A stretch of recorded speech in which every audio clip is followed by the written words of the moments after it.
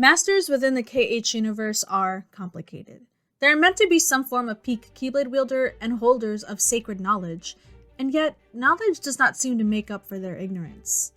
Generation after generation, we see these Keyblade wielders subject to the mistakes of their mentors, and I think it's worth having a chat about.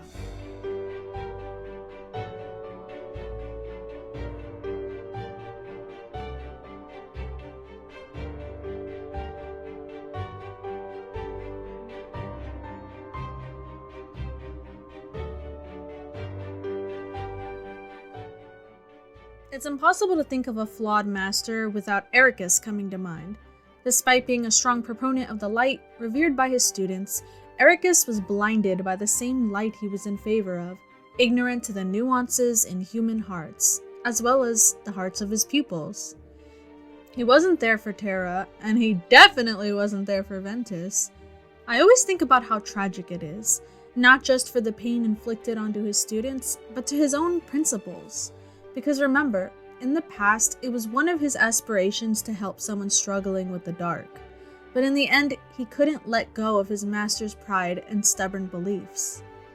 Terra's struggle with the dark was not only neglected, but it was demonized. And he took no chances with Ventus. Directly after Eraqus, we could maybe look to his successor Aqua, a well-meaning master, not to mention still new to the gig, who, even with all her good intentions, was very clearly influenced by Eraqus. She, too, was stubbornly loyal to these beliefs, and by extension, his authority, as well as somewhat patronizing to the plight of her loved ones. Xehanort said it best in Dream Drop Distance when he called her the misguided master who sacrificed herself for a friend. Aqua's story isn't done yet, though, and now that she's got a new pupil of her own, there's plenty of chance for her to right her wrongs. And about Yen Sid, this is a little tricky to talk about, because he's still kinda mysterious. He hasn't been the most forthcoming, and by his own admission, there are things he can't foresee, and he's accepted blame for them, among them being Sora and Riku's exam being tampered with. We don't really know a lot about him, only that he has the most base information to give, which isn't an issue of its own. But curious how the man would sit on his hands during crisis. I do wonder about the fact he doesn't step in the graveyard until after Sora's first rewrite. But you know, he's supposed to be a former master. I'm sure he'd love nothing more than to hop on a ship and take a trip to Resort World or something and hang out with the rest of the retired old heads. Maybe then he'd stop sending these unprepared youngsters to the chopping block. How about Master Xehanort? How did he deal with his own pupils? Yeah.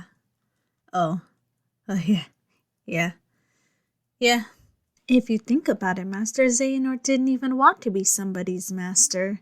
No wonder he engaged in so much body hopping.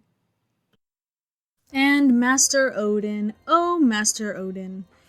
Probably the best example I could think of after Eraqus for the extremely misguided ways he handled the entire Dark Road ordeal.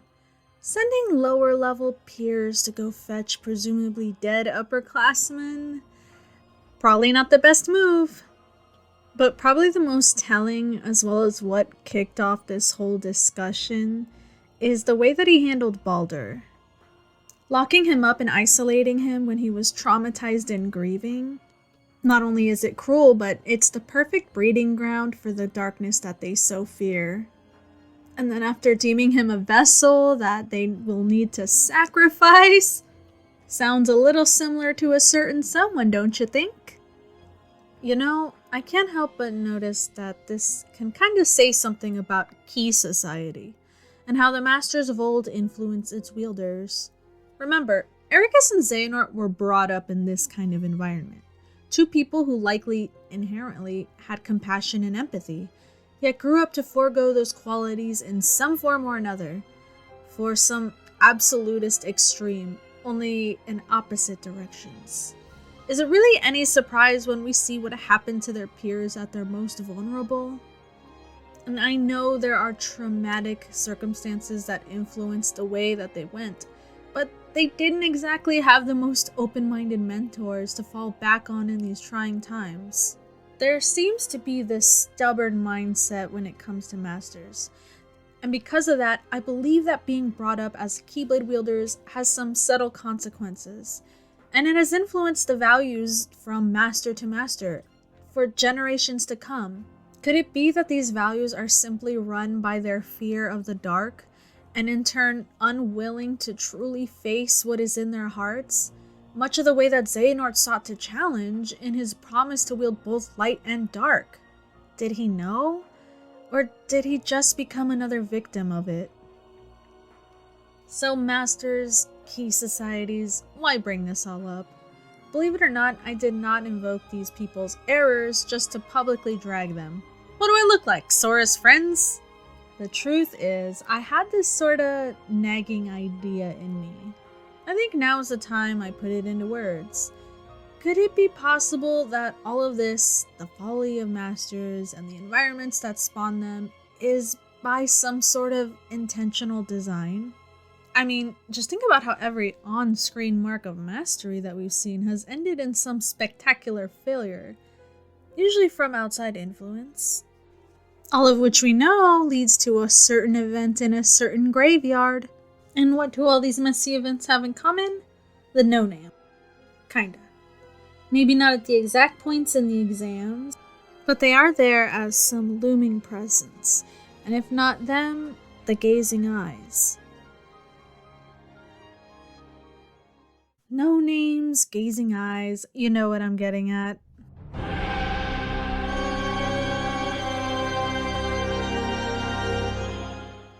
I know there are a million ideas about who this guy is and what he is up to, but I want to scale it down a little and propose but a nugget of thought.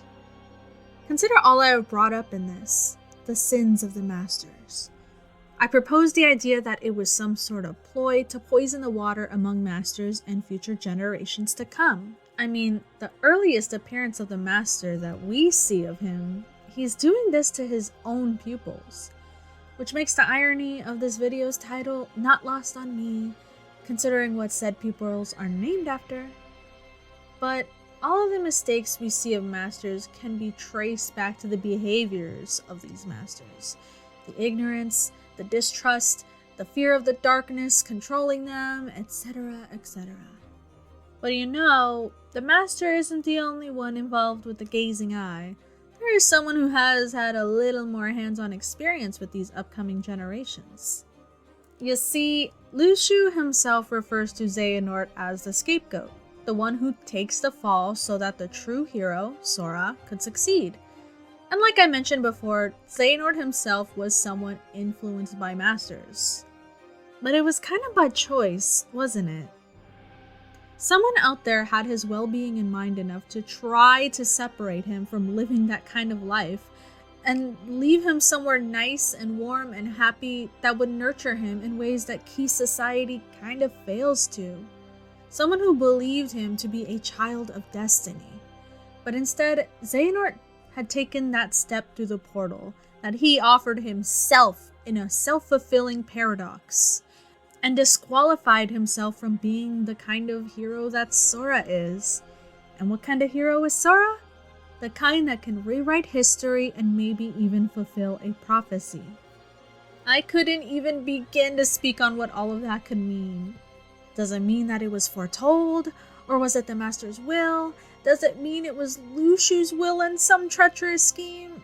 Or does it mean that Xehanort, like Sora, had broken the confines of what was expected of him?